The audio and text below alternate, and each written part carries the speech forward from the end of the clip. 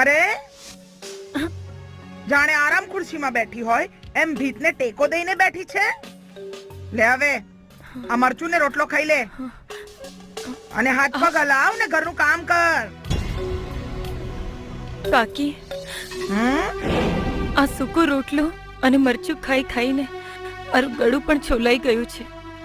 થોડી છાશ હોય તો આપો ને, મા દશામાં તમારું ભલું કરશે. આ હા હા હા, તારો બાપો અહીંયા રૂપિયાનો ઢગલો કરીને ગયો છે તે તું બધું માંગે તને ખવડાવું. હવે છાની માની ખાઈ લે ને. અને આ દશામાં લઈ મંડી છે તે તારી એ દશામાં ને જ કે ને કે તને સુપડું ભરીને શીરો ખવડાવે.